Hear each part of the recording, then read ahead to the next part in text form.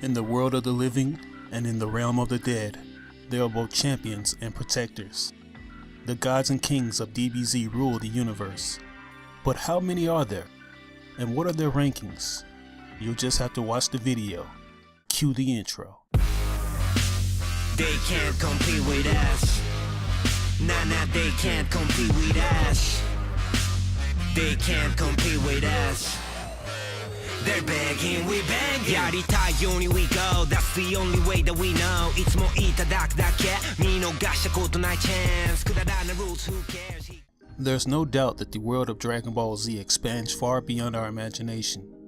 Trying to enter into the mind of Akira Toriyama is like entering into an arbitrary and bizarro world. Just because the grass looks green on the other side of the fence, one should still expect the unexpected. The adventures can go from being magical to intergalactic, and there are times where the warriors find themselves fighting not only for the sake of the universe, but for the sake of the other world. It's crazy how these unpredictable elements have been nicely woven together because it creates thought and provokes it. Even if these things are set in a fictitious world of Dragon Ball Z, it harps on the realistic thoughts of man. How does the world work? What's beyond this point? If political powers govern the laws of the citizens, then who are over the political powers, so on and so forth? Is there a higher being that creates life? Or is everything just an esoteric clusterfuck?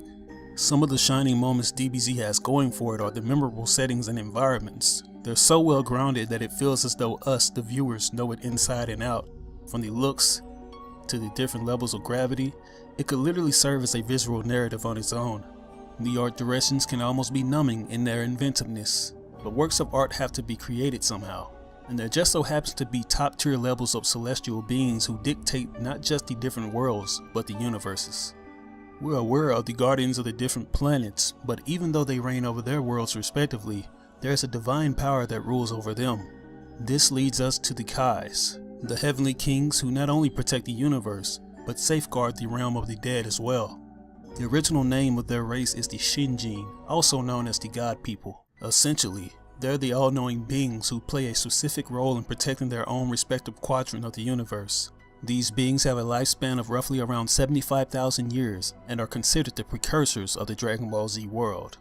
What's interesting about this particular race is that they are heavily based off of Hindu and Buddhist mythology, the deities who watch over the four cardinal directions. Don't get it confused. Although the Shinjin are divine in their own right, they still must prove themselves worthy of being a Kai/ruler. They're born on the planet Kaishin, also known as the Supreme Kai planet, a larger version of King Kai's planet. Kaishin is a lush, greenish planet that consists of gigantic trees called the Kaiju. These trees just so happen to make the Shinjin in the form of a fruit.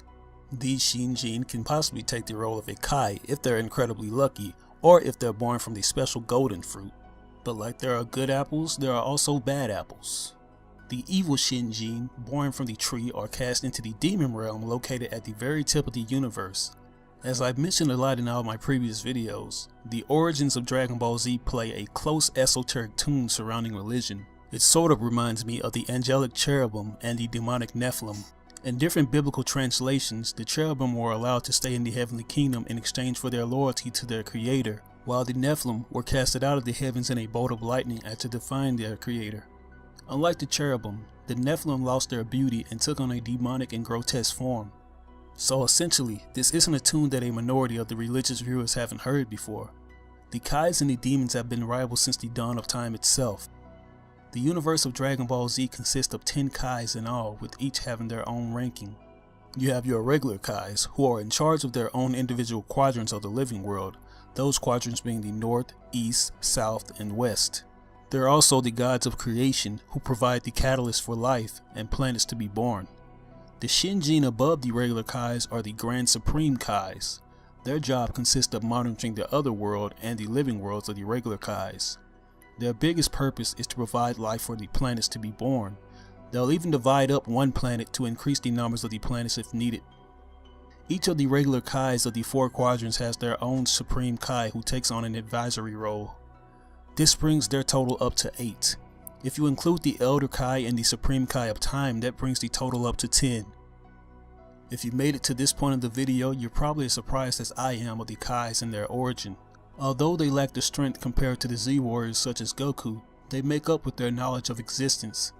It's this level of detail that makes the viewer appreciate their position in the series.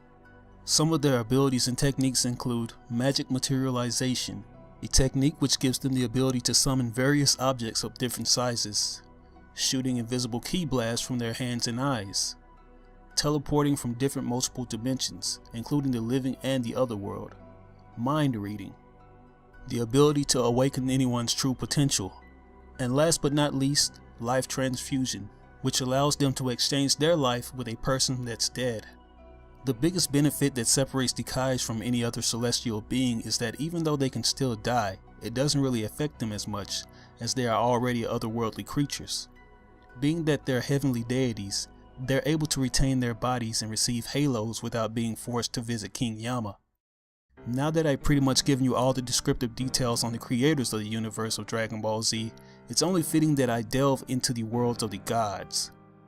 Typically, the structuring of a manga/anime's universe is at most points deliberate by the author, but Toriyama seems to be brilliantly going with the flow, making it feel as if he just recently thought of these ideas on a last-minute whim. So far, we've gotten a taste of the immeasurable power of a god, and we've gotten a useful explanation on what it takes to become one. The gods of destruction, or the destroyer gods, are in essence the precursors that rival the Supreme Kais in a sort of political affair. Unlike the Supreme Kais, who are meant to create life, the gods of destruction are meant to destroy planets with life, in order to maintain balance in the universe. This intel makes Lord Beerus and all his godly peers very complex, because viewers simply can't label him a villain. It's an awesome explanation because it drives home the thought that not only do us the viewers judge things we don't understand, but the residents living in the DBZ world judge things they don't understand as well. I think that's what we come to love about the later introduction of Beerus, because he's not there just to be a quintessential badass, and he's not there to promote violence just for violence sake. He's simply there to serve his purpose and to prevent the universe from getting out of control for not only himself, but the Kais as well.